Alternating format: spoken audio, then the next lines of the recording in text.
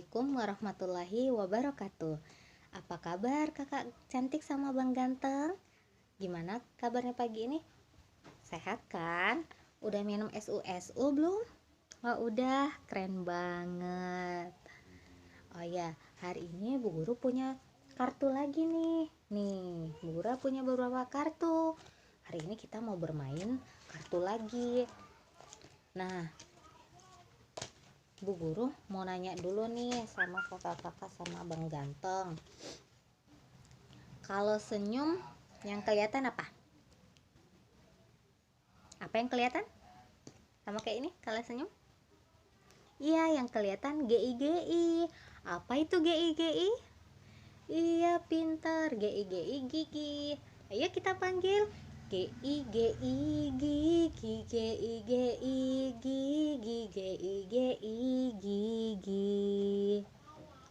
Kemudian di atas gigi masih bagian dari muka kan?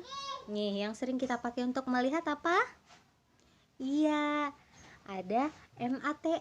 Apa itu MATA? Mata. MATA mata, MATA mata, MATA mata. Terus Bu Guru mau nanya, ada yang suka buah seperti ini enggak? Nih buah yang ini. Apa ini coba? Iya, NANAS. Yuk kita panggil NANAS-nya. NANAS nanas, NANAS nanas, NANAS nanas. Wah, keren, kakak cantik sama abang ganteng pada pintar semua. Tos dulu dah. Tos. Ya, hari ini sampai sini dulu belajar kartunya. Esok kita lanjut lagi. Oke? Assalamualaikum warahmatullahi wabarakatuh. Selanjutnya saya akan menjawab pertanyaan mengenai tema kurikulum dasar ke-1. Yang pertama, apa pengertian fun learning? Fun learning itu adalah proses belajar yang sepenuhnya menyenangkan, mulai dari kegiatan awal sampai kegiatan akhir. Mengapa proses belajar harus fun learning? Karena tidak akan tumbuh minat belajar anak jika prosesnya tidak menyenangkan. Apa tujuan fun learning? Fun learning ini bertujuan untuk menumbuhkan minat belajar pada anak. Apa hukum fun learning di Bimba? Hukum fun learning di Bimba wajib. Siapa yang harus merasakan fun learning dan sebutkan alasannya? Yang harus merasakan fun learning ini adalah semua orang, mulai dari orang dewasa hingga anak-anak. Akan tetapi yang terlebih dahulu merasakannya adalah anak-anak, karena kita mau menumbuhkan minat belajar pada si anak. Siapa yang harus menciptakan fun learning dan sebutkan alasannya? Yang harus menciptakan fun learning di sini adalah orang dewasa, karena orang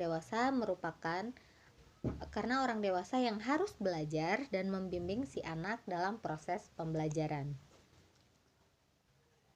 Bagaimana cara menciptakan fun learning?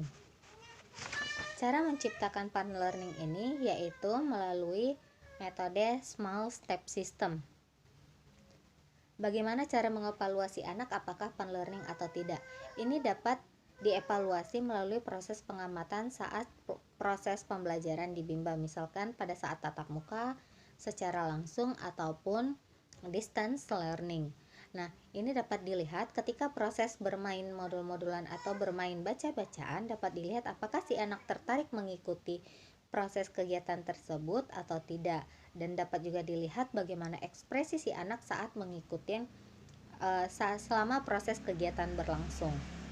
Jadi ini dapat dilihat melalui proses pengamatan terhadap si anak tersebut. Apa dampak yang terjadi bila proses belajar menyenangkan? Bila proses belajar yang menyenangkan, maka akan menumbuhkan minat belajar pada si anak. Dampak yang terjadi bila proses tidak menyenangkan, itu minat belajar pada si anak otomatis tidak akan tumbuh, karena yang terlebih dahulu di sini harus ditumbuhkan itu adalah minat belajar pada si anak tersebut. Yang kedua, mengenai metode small step system.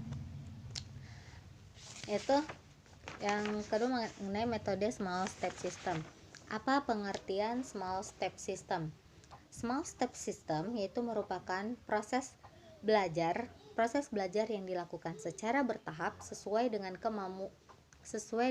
kemauan dan juga kemampuan si anak. Kedua, mengapa proses belajar harus dilakukan secara bertahap atau small step system? Karena tidak akan terwujud fun learning jika tidak small step system. Kemudian, apa tujuan small step system? Tujuan small step system ini untuk mencapai proses belajar yang 100% menyenangkan.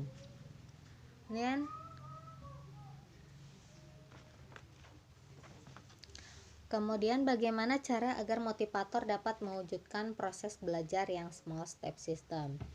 Nah, proses belajar yang small step system ini dapat tercapai dengan individual system. Individual system ini sendiri adalah proses pembimbingan minat belajar pada anak yang berpusat pada anak.